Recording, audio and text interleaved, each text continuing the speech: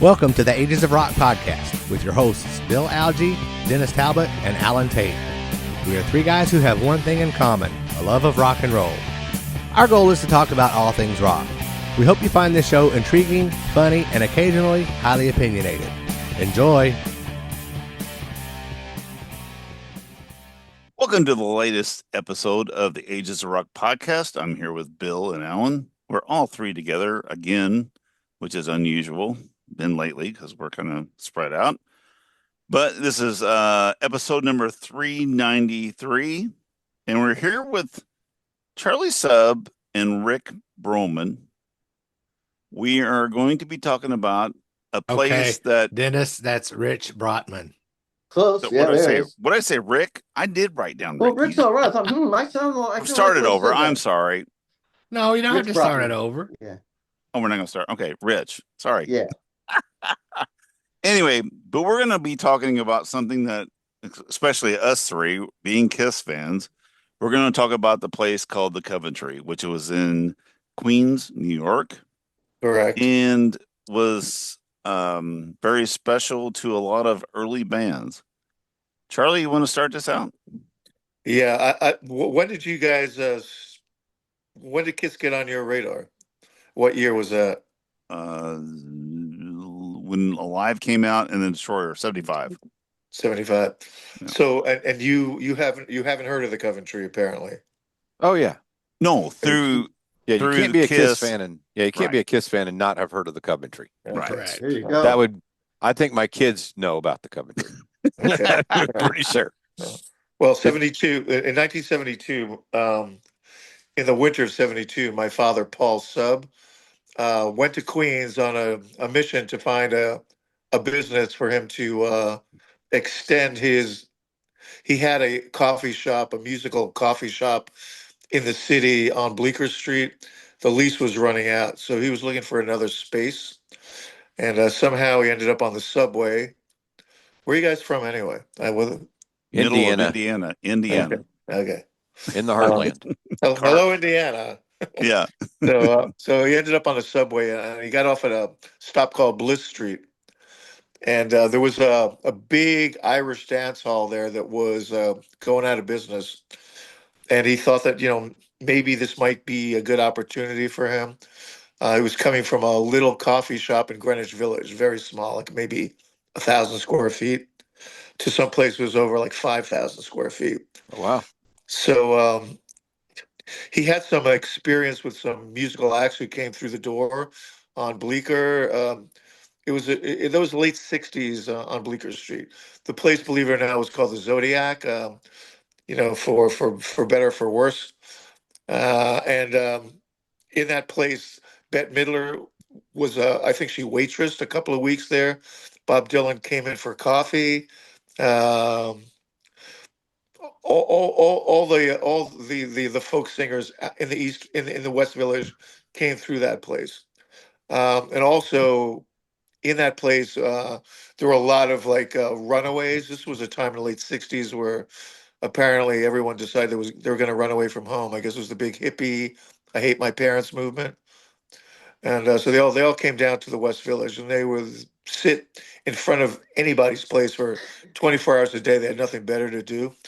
And he would feed them and he would give them coffee. I mean, as much as he could. He wasn't making a fortune down there. So he would let them in from time to time and he would feed them. And that was an incredibly colorful place. When the lease came due there, he was looking for another venue. I've asked him a few times, why this particular venue? I think he just thought the size of it was going to give him some opportunity to do some interesting things. He wasn't necessarily a rock impresario or anything like that. That wasn't his big thing, but I guess he thought he could do lots of interesting things in this place. So when he opened up in late 72, it was a dance hall. So he pulled a lot of stuff out of that place and he built 5 stages at that time. There's a long bar when you came in and then there was a big back room and it was like littered kind of like with stages. There was a stage to the left, a stage to the middle, a stage to the right, and there was a stage right at the front door at the bar. So he thought it was like a good, it would be a good idea to have these stages so that there wouldn't have to be a breakdown of the bands, that they could just set up at the beginning of the night, and whenever it was time for them to go on, they would just hit the stage that they set up on and play. Oh, So great idea. That's a great That's cool. idea. yeah, Yeah. so he did that. He did that for a while. When Kiss got there, I think there were only two stages. There was a stage they played on, and a backstage and the bar stage. So they played on the big stage. If you look at I'm sure you've seen the videos of Coventry with Kiss playing. Right. You can see in the front of that stage, if you pay attention to it, they they built out that stage. They built it out about 10 or 15 feet, so they could like have their equipment in the back, and they could like strut around the front, so they could do their show. Not everybody did that. I think they might have been the only band to do that actually. So they kind of rebuilt the stage for their performances, and how they got there is like basically, it's kind of like kismet. They're like Queens kids. They were just in that neighborhood, and Coventry was very unique. It was called the Popcorn Pub when they first played Right. in '72. It changed over to the Coventry in '73. There's a little story about that if you want to hear that. But when they started playing, I can't remember exactly how many shows. You probably would know exactly how many shows they played there. So they asked my father somewhere along the way if they could. I think it was 25 or $50 to like put on some makeup. I think their manager at the time asked my father if they could do that. They needed like some money to go to I guess it was a hotel or motel very close by to put makeup on, and like he was very resistant to that. He said, "No fucking way! I'm not giving you any money." So that's this is kind of like the bar business, and he acquiesced after a while. Like their manager like convinced him that it might be a good idea to do that. So I think that was the history goes that this is the first time they played in their version of the kabuki makeup. It Right. wasn't the full version because you could see that, Sure. but it was their start. I don't know what percentage of it it was at the time, but that was their thing. So they played in a bar that was it was very local, but it was big enough for bands who had followings to play, and it was big enough, and the ceiling was high enough, to put the Marshall stacks in the back. Right. You couldn't do that in the little New York clubs. There was no way to do that. Do like tiny hole in the walls. And there were a couple of big venues in New York, but you have to have like some notoriety to play those things. So this was a great opportunity for live music and original live music in Queens. And Kiss, they were Queens boys for the most part, maybe completely at that point. I think they might have all been from Queens at that point. So I think it was really a matter of like just knocking on the door, walking in, and talking to my father, and say, "Hey, can we play it?" And I think he would give most people a shot who seemed professional, who were motivated. And if they sucked, they wouldn't play again. And if they were good, they would play until people got bored of them. So I think that was kind of like the entree to Kiss into this particular venue and at this particular time. Um, you know the history probably better than I do. What happened after the Coventry? I mean, they just like skyrocketed. Right. In the Coventry at the beginning, I think we have one of the actual girlfriends of the band member. I'm not going to say who or what, but she's a DJ at my bar in the city right now. I have a 1970s throwback kind of bar in the city, and she's one of the DJs there. So I get like some inside like dirt on what happened back in the day. So it's really just a matter of keeping rock and roll alive. I mean, it seems like the Coventry, for as little as people know about it, everyone seems to know about it who knows about rock and roll and who knows about these type of bands. Kiss being one of them, obviously. There were dozens of bands at that time that people knew about. So it was nothing planned. It was just something that just happened, and it took off for probably like a handful of these bands. Became fairly big. Kiss, obviously, there's no comparison to anybody to Right. Kiss. I mean, they're like head and shoulders above everybody. So Right. One thing I did take, the little bit of reading that I did on it, the two things that caught me was your dad said that he wanted anybody to be able to play here unless you were just completely horrible. He would give anybody a chance, and just unless it was just that bad. And then the other thing that I read that I thought was interesting was he was going to have Aerosmith there, but he wasn't going to pay the $300. Yeah, I saw that. It's it's And I'm it's like, it's it, that's it's the interesting.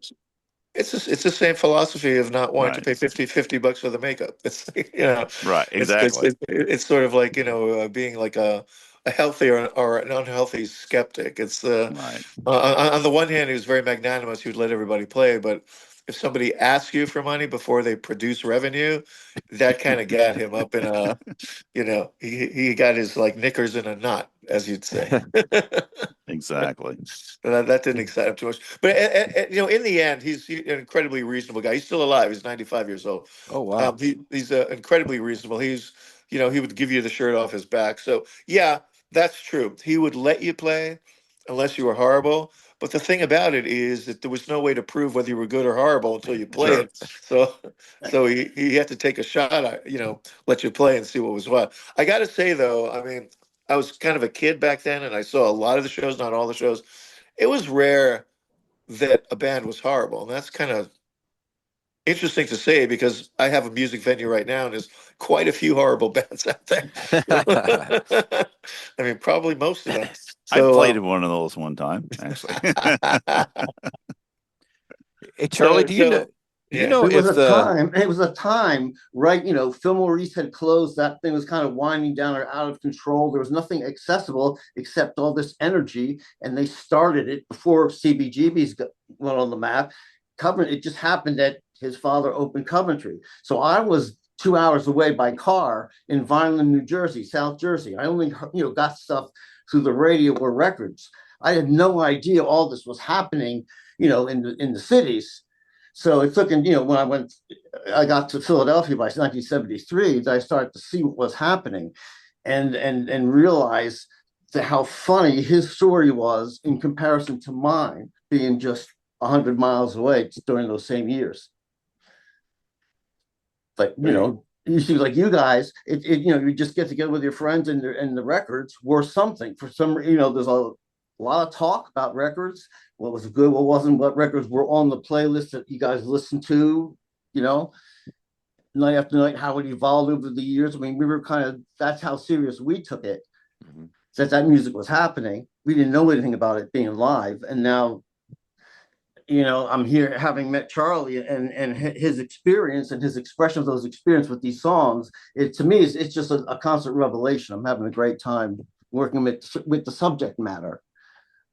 That's cool. Because there isn't, like I said, I tried to look for things on the internet, and Coventry, you got a few articles. There was a thing about the bands that were playing there.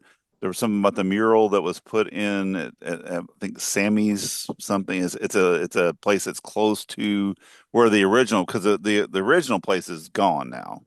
The Yeah, building, yeah. that's been gone for a long time. Right. That's on Queens Boulevard in the city. You may or may not know the neighborhoods that I'm talking about, but it's a pretty heavily trafficked thoroughfare.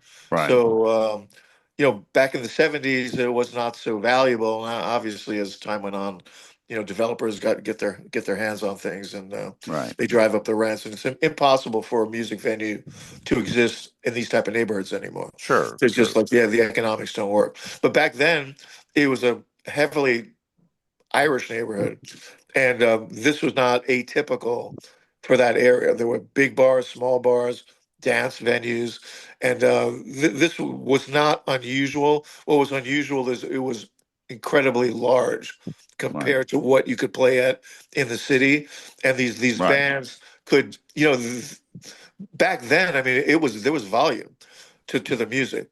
It was like right after folk, and it was right after like the Clapton kind of thing. So the punk bands and like the big loud bands and the glam bands really thrived in a place like that. They could put on an amazing show. It's hard for like you probably know the New York Dolls and bands Yeah. like Right. that. Right.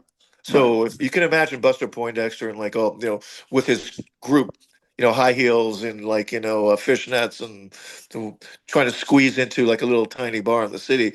I mean, it's kind of cool, But when you get a big stage with all the lighting and all the other stuff there, I mean, that's where they really can thrive. They had times there, they had like, I think over 500 people in the place. There were like lines waiting to get in for Right. the Dolls. By then, Kiss was already gone and like doing their thing. So Right. They yeah. said in the article that I read, they said that the Dolls played there once a month and would draw 500 to 700 people every time that they would play. And he said that was actually their mainstay. You know, that was their guaranteed. We're going to make this that that month. You know, that day of the month. But then everybody else was just trying to do that. Well, yeah, another one of those things where like when the Dolls played, they were incredibly popular in that spot. Yeah, my father counted on that to pay the rent, is what he used to say. He Sure. said the Dolls paid the rent. So So before we get to the point where you talk about how the Coventry got its name, do you care to talk about some of the other bands that had played there, or not just bands, but maybe solo acts? well, just off the top of my head, the Harlots. So I'll just name some bands. The Harlots of 42nd Street played there. Magic Tramps. Um, Johnny Thunder was part of the Dolls, and he formed his own band after that. Do you guys know who Link Ray is, by the way? I don't. No. Sorry. That's something you guys should definitely look up. Okay, Link Ray. Link Ray. Look Hmm. up Link Ray. Look up the name Rumble. That was his big hit. Okay. That was like he influenced Jimmy Page and a lot of Hmm. the British guitar players. He played at the Coventry. Okay. We've had all these kind of like coincidental Sam and Dave. stars and legends come through the door. Rich, what else? Sam and Dave, but then you also had Jane Country or Jane County, and a Wait, yeah, couple of yeah, girl yeah. punk bands played there.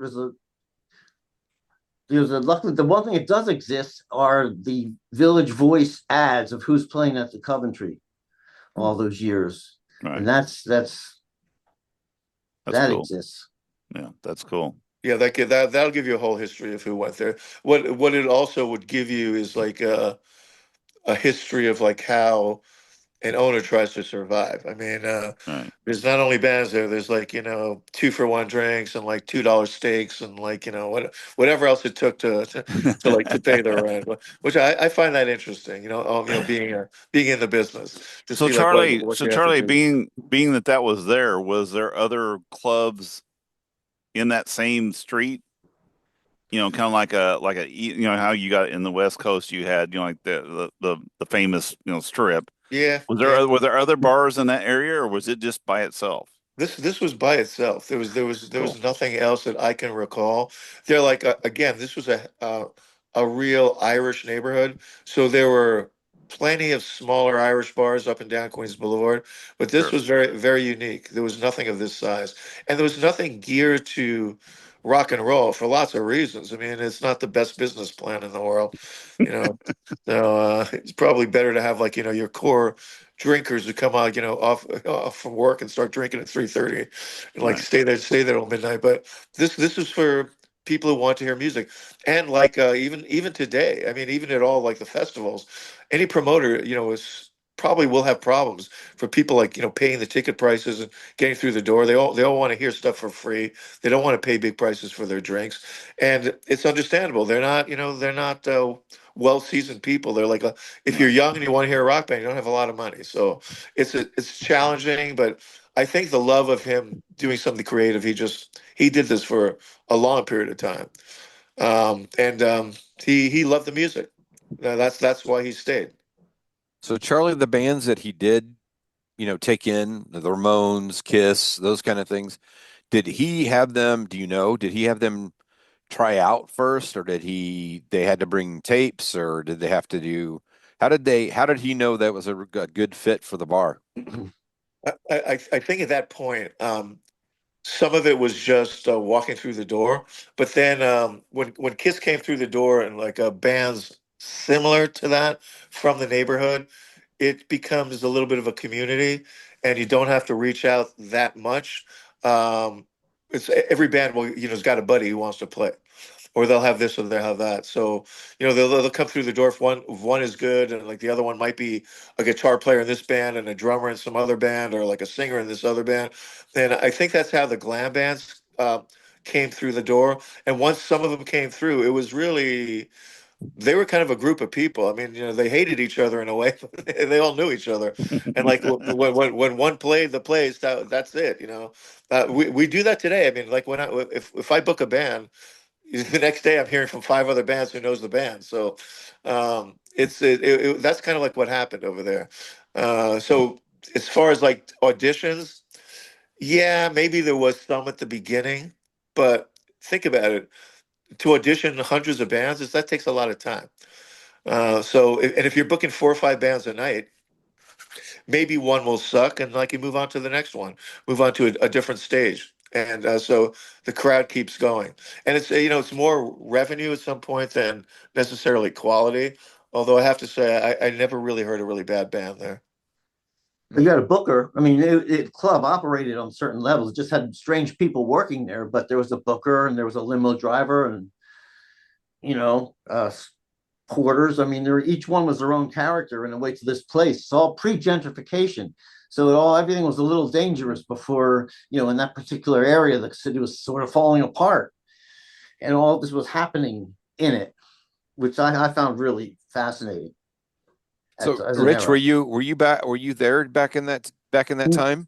No, I was I was 2 hours away in South Jersey. And so my Okay. nearest Just give me metropolitan one area sec. was Philadelphia. So, we go into Philadelphia. We went to the World's Fair in New York. I remember that, a little bit. New York was, but I was in Philadelphia I moved to Philadelphia in 73. And then I came to New York in 83 because to do music and to do things like, that I was interested in. New York is where things are, to make creative projects, films and such.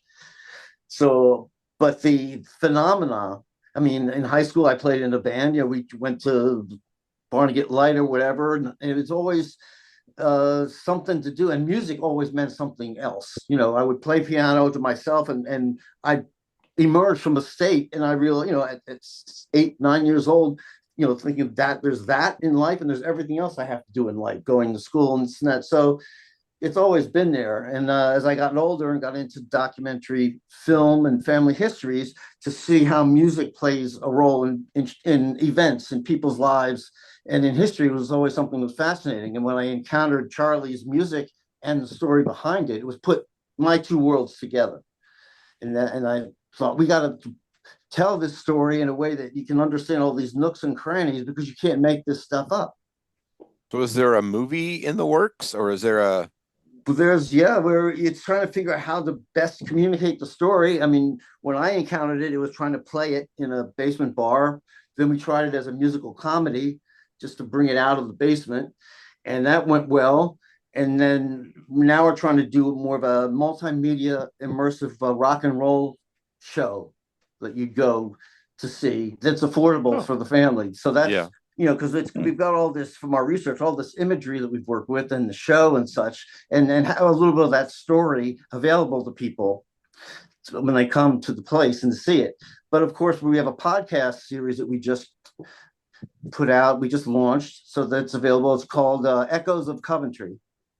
And then we got 5 episodes out there. And, because people, once you started investigating, then people know people. And some, like Billy Joe White, who was in the band Teenage Lust, one of the bands that was there, came and told stories. And Paul's family told stories, and friends. So just like you, it's kind of, we found out about it and dug into it. And you can hear those stories, which are just great. Yeah, that's cool. Have you reached out to Paul or Gene or anything to try to see if they had any interest, or you did and they can't figure out how to call you back? That's kind of going to be my guess. Tricky. But then we did. David Johansen knew about us, knew what we were doing when we did the show at Theater for the New City, the musical, and he was, but he was out of town in LA promoting his book when we were doing an event in New York. And then he passed before we could get, we could connect. But we've connected with people. It's been a cause for connection. It's something that happened, and then all these scenes in our coming of age years, there are these ephemeral scenes that we encountered, influenced things, how you think about things 50 years later. And having caught up with some of those memories and some of those echoes in meeting Charlie, and the songs just sort of spoke to him. He wrote a lot of the songs that we're now playing 30 years after the fact of the events that they were inspired by. He's very intuitive, and the songs just came out. You just went with it. When I saw them, so well, if you just arrange them a little bit like this way, they tell this kind of story. If you arrange it that way, it tells that kind of story. So it's not just your average rock and roll band. It's a story that has music in it, and and meaning in it. So I'm into it.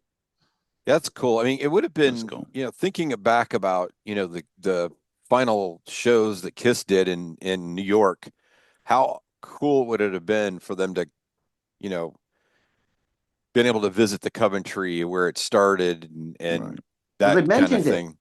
at 20 Yeah. minutes. I think it's 20 minutes into the show. Yeah, I remember them talking about it, They talk about the Coventry where it all began. So they yeah, did say something. but it would have been cool to be able to have them be able to be there, but that's not possible. So Yeah, not though we could have them tell stories about it. right, At some absolutely. point. Oh yeah. We just Yeah. haven't met them yet. At a certain point, I mean, we're open. We're meeting people and documenting their stories and retelling them because they're good stories. So we'll get around to them, I guess. Yeah, cool. If everyone stays healthy. Yeah, Very good. I think Gene in like one of his interviews, I think I recall talking about my father in one of the interviews, and I think he described him as like some mafia type, that like some shady mafia type. So I thought Right. that was Have you okay, met Gene? He's kind of his I, own. I thought, okay, that's all right. He's kind of his own creepy mafia type. So anyway, so like the legend and the lies and like the truth and like this all into it all goes into the stew. It does. That's why there's 4 books, right?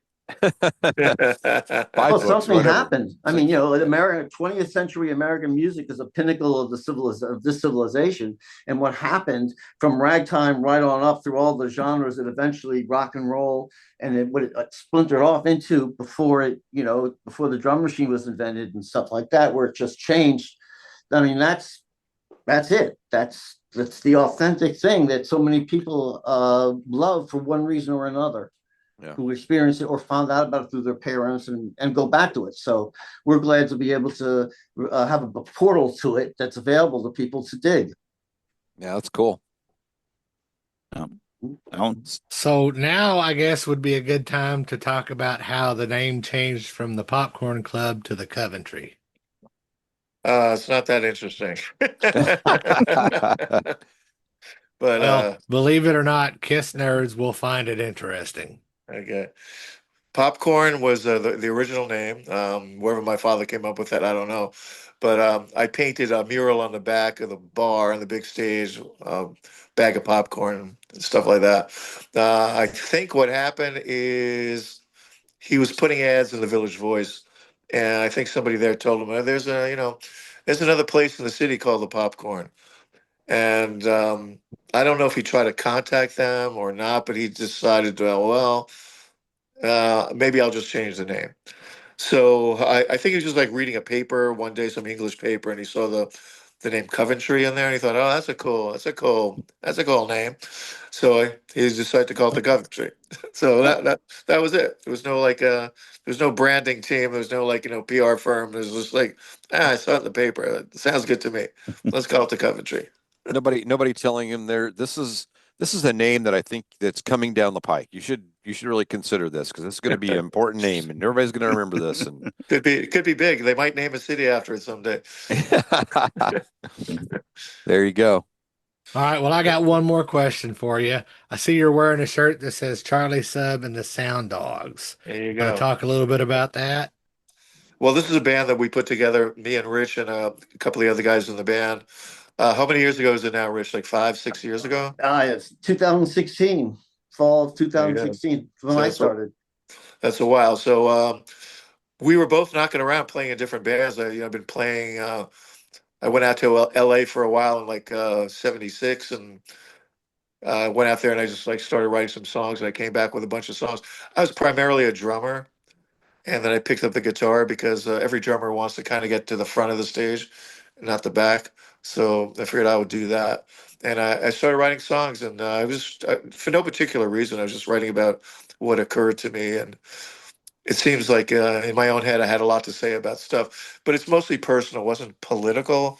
It might have been like personal with a little bit of like sarcasm in it, and so I started just playing the stuff with me and a buddy, and we just want to expand the band. We want to see what we could make out of it. So we reached out, and I think one of the guitar players got a hold of Rich, and Rich came into the band, and I didn't know. I didn't really have like any kind of expectation. We were playing like duos in some Irish bars and stuff like that, and it blossomed into something really special.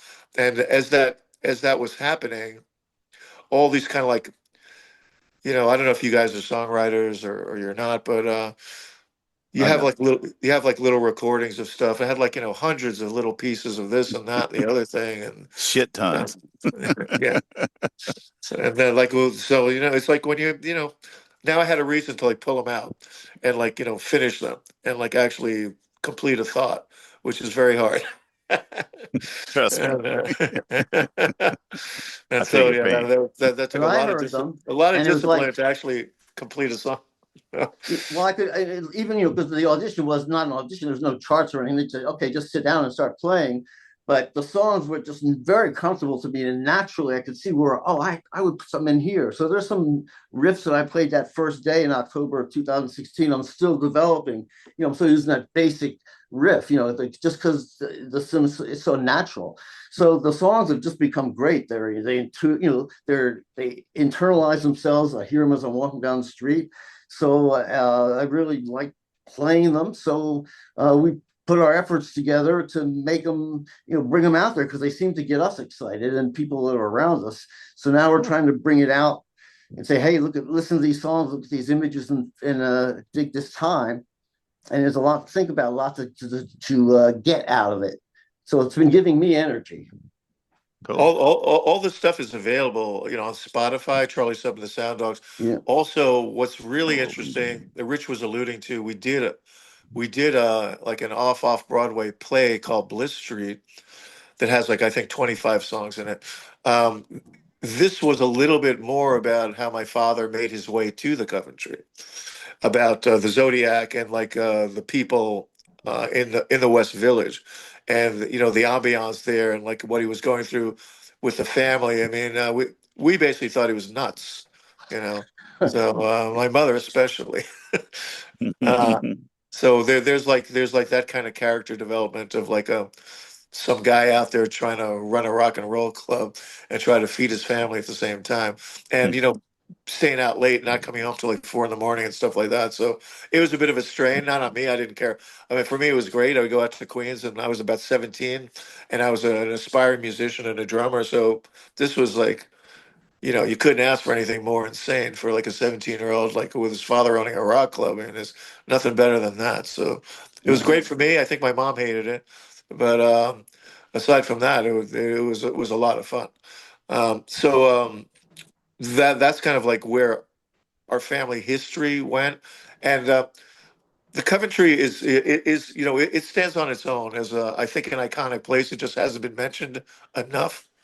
It just didn't get the press. I think probably you could probably blame a lot of that on the fact that it was just in Queens. I think that was probably 90% of why it wasn't mentioned enough, because the bands loved it, and you could talk to the members of the bands who still are around and will still talk to us. Right. They have nothing but praise for my father and for the place and the stuff. It's like unbelievable what they The thought about the bathrooms were place. cleaner than CBGB's, is what I heard from Well, and somebody. one of the things is you had CBGBs, you had Max's, Kansas City, you had the ones that got the known big people. But like I said though, too, you guys were playing out there, the glam and the Ramones and stuff like that, which were not mainstream, but the people who loved it, that was their mainstream. You know what I'm saying?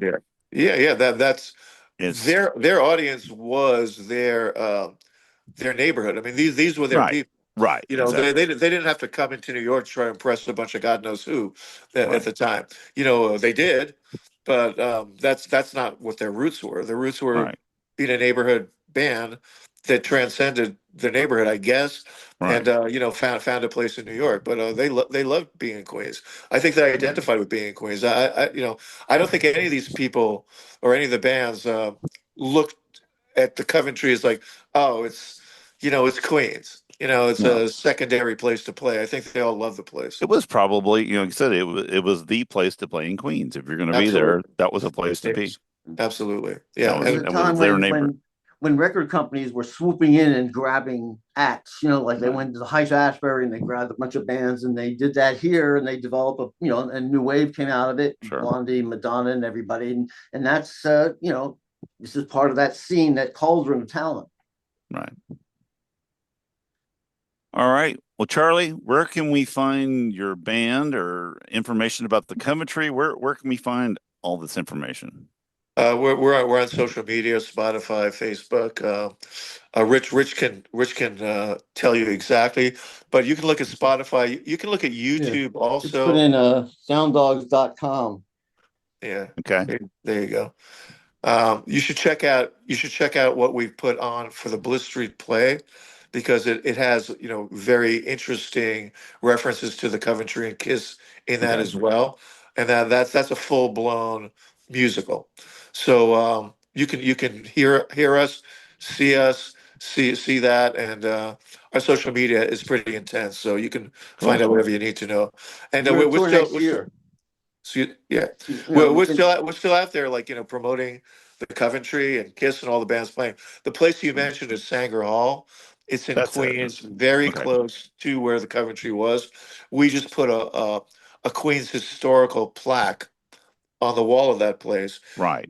and that's because Kiss played there, and the Coventry Right. was a spot that Kiss played in. So And it's it's not just Kiss. You got to remember, it's the Ramones and New York Dolls. I mean, there's a whole scene there. So I mean, the whole scene was yeah, historic in retrospect, exactly. and a huge part of the fabric of Queens' social life and artistic life.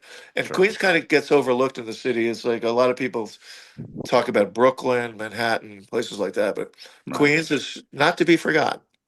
I saw actually it was a Facebook, not a Facebook page, but when I was doing some search on the Coventry, there were the 5 bands you need to know from the Yeah. Coventry.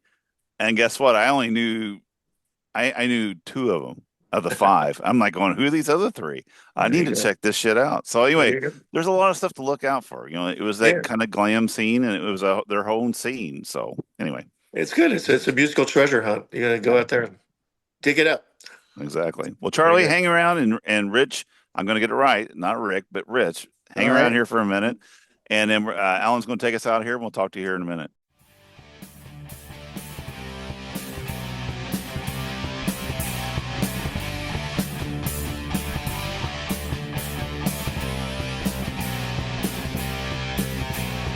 Thanks for listening to the Ages of Rock podcast. If you haven't done so already, be sure to subscribe to our YouTube channel, like us on Facebook, and most importantly, tell all your friends. Remember, you're never too old to rock. Until the next episode, peace out, folks.